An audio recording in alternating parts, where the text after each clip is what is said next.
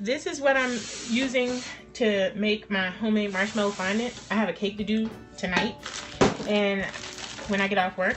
So I should have made this fondant yesterday, but I was watching Grimm and I didn't want to get off the couch, and so I didn't really get it done. I'm such a procrastinator. And so today I have to make it before I go to work so it'll be ready for me to use when I get home. So what I use to make marshmallow fondant, I use Crisco for just about everything, down to ashy ankles. It's the bomb stuff. I use it for everything. And I use marshmallows from the store. I used to use my homemade marshmallows, but that would so drive up the price of the fondant covered cake, because that's a 2-day process. First I have to make the marshmallows the first day, and then the second day I come back and make the fondant with it.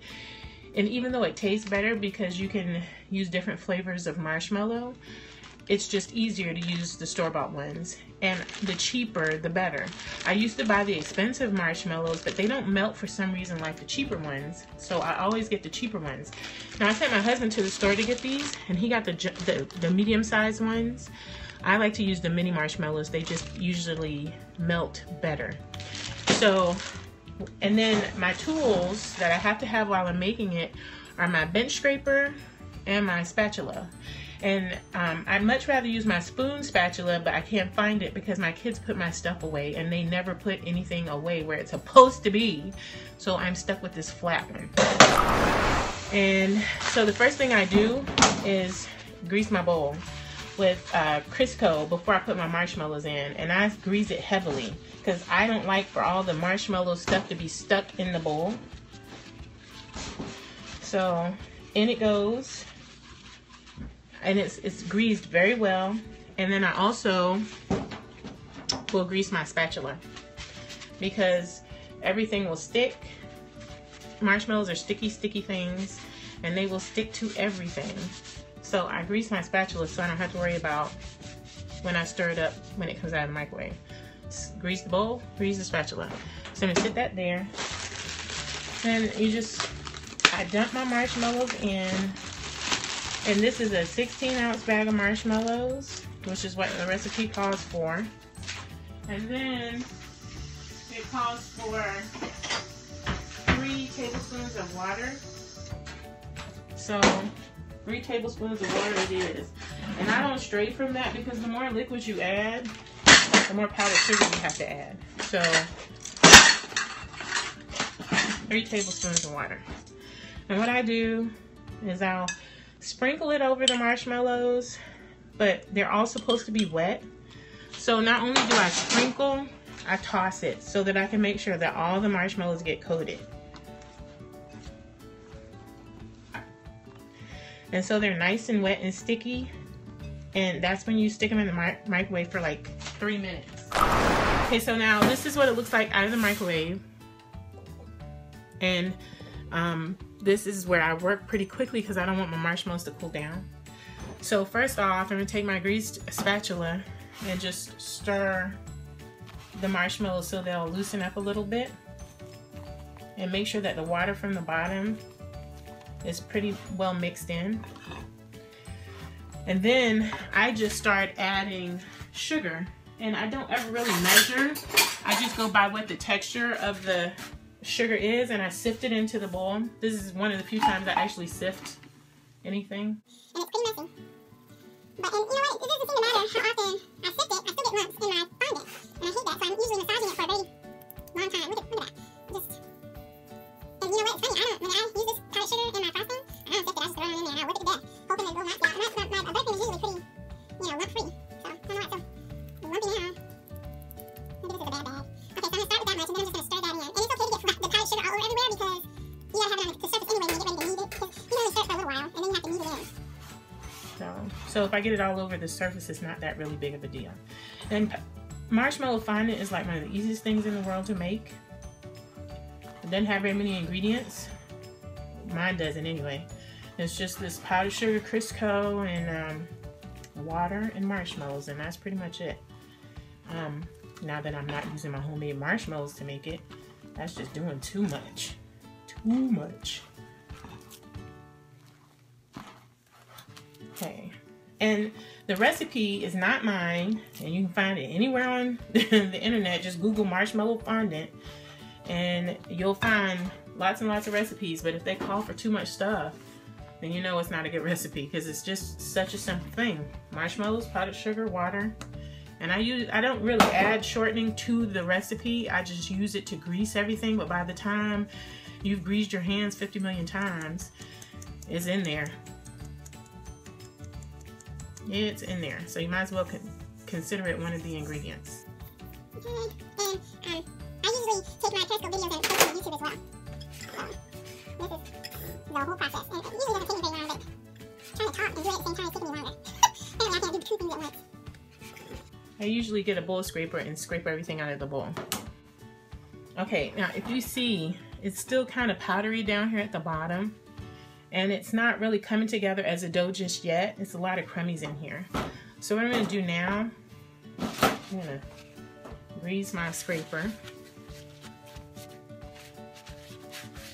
And I hate for my hands to get nasty, so I have to put gloves on. And I know you would think that it's probably going to stick to the gloves, but I grease them with the Crisco, so I don't have to worry about that. And these aren't latex gloves. I think they're silicone. Not sure, but I use them all the time, especially when I'm coloring stuff. When I get ready to color this fondant, I'm totally wearing gloves because I don't want colorful hands. And I use a good amount. It's a lot of stuff. So that's why I say you might as well count it as a recipe, part of the recipe, because I use a lot of shortening to keep my hands from getting sticky.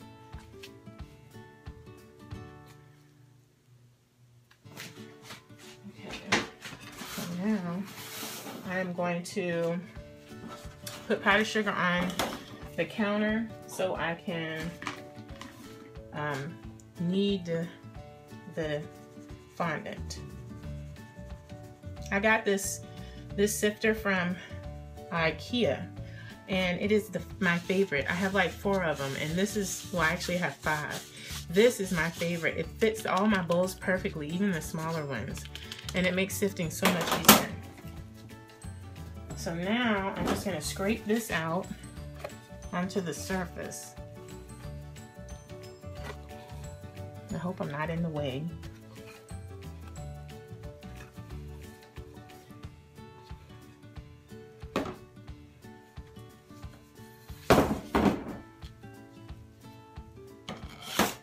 And then I start using my bench scraper, and I'm not worried about it getting sticky, so I don't usually grease that, but I just fold it with the bench scraper. I don't like to put my hands in it. It's just a sticky mess. And so if you just keep pulling the powdered sugar to the top, it doesn't look like much in the beginning, but as you work it, it starts to form a dough. And so at this point, I probably will put a little bit more powdered sugar. I'm going to put more powdered sugar down.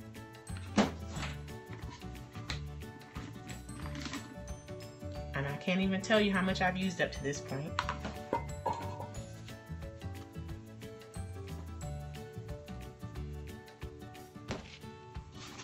And continue to knead it.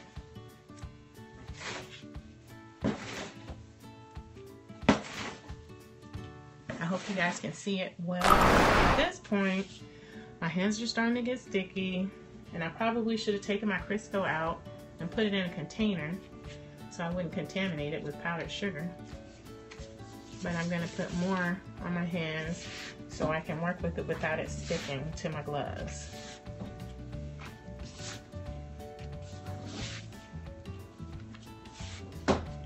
And this is still kind of loose, so I'm going to have to add more sugar.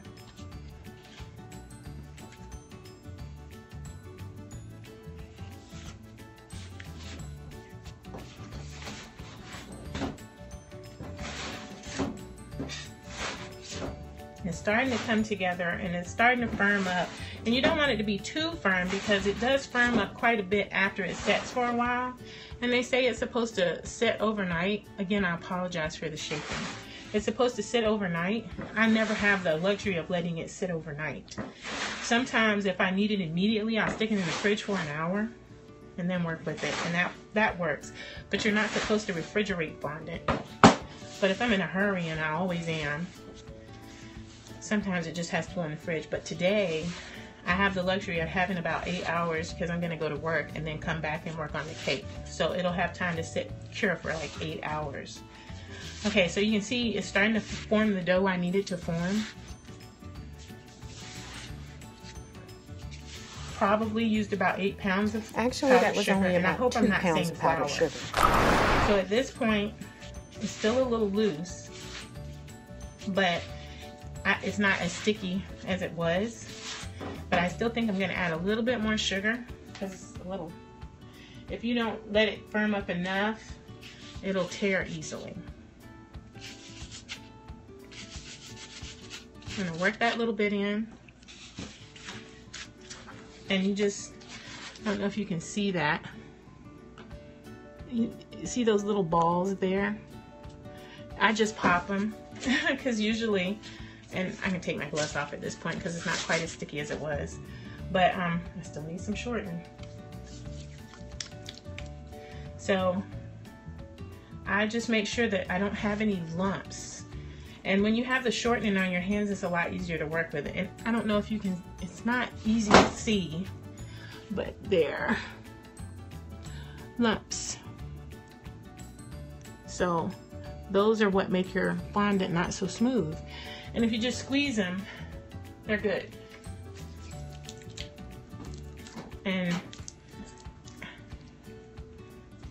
And I have to make sure that it's nice and smooth because I can't stand lumpy fondant.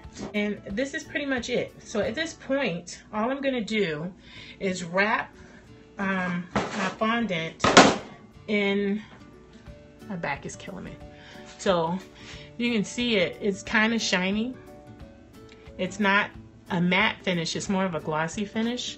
And when you wrap it in the plastic wrap, I always wrap it double and then I stick it in a freezer bag so it doesn't get exposed, because even though it's plastic wrap, it still doesn't seem to keep it airtight no matter how tight I wrap it.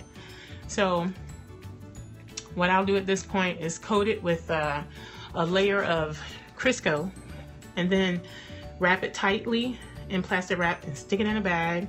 And then by the time, and see, it's kind of stretchy, but by the time I get back here, it'll be a solid mass and it'll be a lot easier to knead and work with.